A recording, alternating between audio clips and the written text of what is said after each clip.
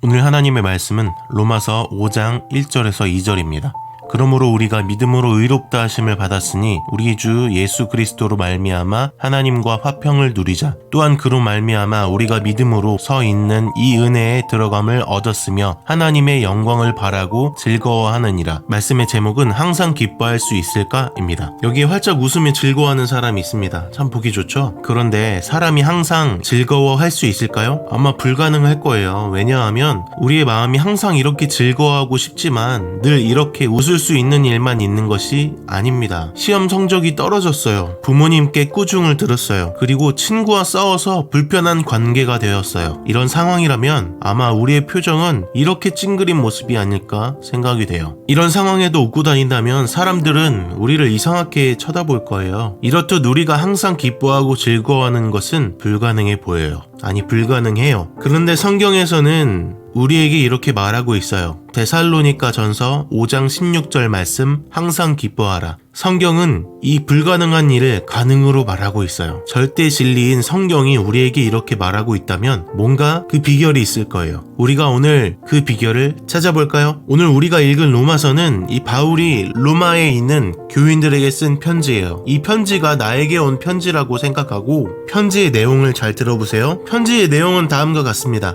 로마서 5장 1절 2절 말씀. 그러므로 우리가 믿음으로 의롭다 하심을 받았으니 우리 주 예수 그리스도로 말미암아 하나님과 화평을 누리자. 또한 그로 말미암아 우리가 믿음으로 서 있는 이 은혜에 들어감을 얻었으며 하나님의 영광을 바라고 즐거워하느니라. 바울은 죄인이었던 우리가 예수님을 믿음으로 의인이 되었다고 말하고 있어요. 그뿐만 아니라 하나님과 끊어졌던 관계가 회복되고 하나님 나라를 계속해서 소망함으로 우리는 항상 즐거워할 수 있다고 말하고 있어요. 그리고 이 모든 것이 하나님께서 우리를 사랑하시기 때문이라고 설명하고 있습니다. 또한 이 사랑을 의심하는 많은 사람들에게 그 증거가 바로 예수님의 십자가 사건임을 밝혀 보여주고 있어요. 그래서 오직 예수님만이 하나님께로 갈 수 있다라는 내용을 편지로 전달하고 있는 거예요. 그렇기 때문에 우리는 항상 즐거워할 수 있다라고 말씀하고 있는 거예요. 그러면 우리 이 믿음이 왜 우리를 즐겁게 하는지 두 가지를 살펴보겠습니다. 첫 번째입니다.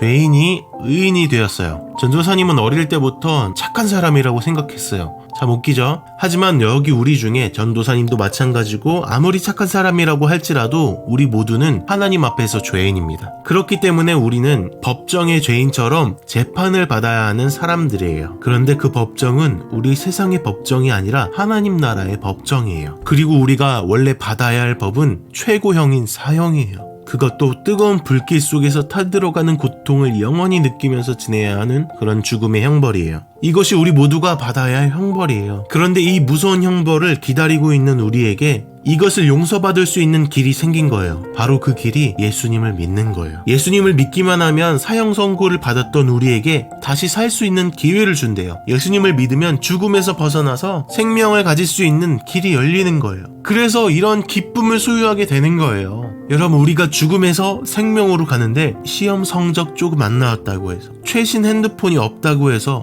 속상해하면 되나요? 그런 것이 내 목숨보다 중요하지 않아요. 예수님을 믿는 사람들이 기뻐할 수 있는 이유가 무엇이냐면 바로 이러한 생명을 얻었기 때문이에요. 죄인에서 의인이 된 것입니다. 이러한 기쁨을 우리 초등부 친구들 모두 누리길 바랍니다. 둘째, 하나님 나라에 대한 소망이 생겼어요.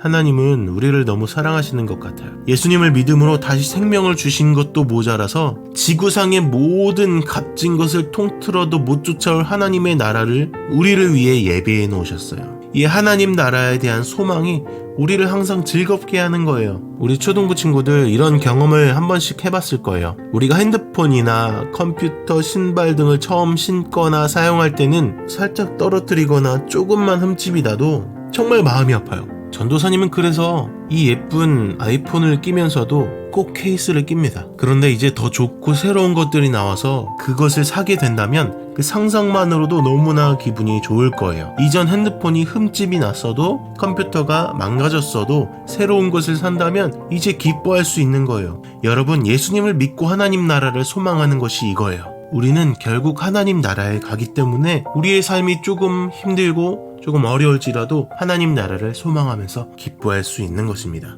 그래서 우리가 항상 즐거워할 수 있는 거예요. 말씀의 결론입니다. 항상 기뻐할 수 있을까요? 네, 항상 기뻐할 수 있습니다. 왜냐하면 첫째, 죄인이 의인이 되었기 때문에 우리는 예수님을 믿고 나서 우리는 의인이 되었습니다. 두 번째, 하나님 나라에 대한 소망이 생겼습니다. 우리는 우리의 삶이 힘들지라도 결국엔 하나님 나라에 가는 사람들입니다. 기도하겠습니다. 하나님 아버지 감사드립니다.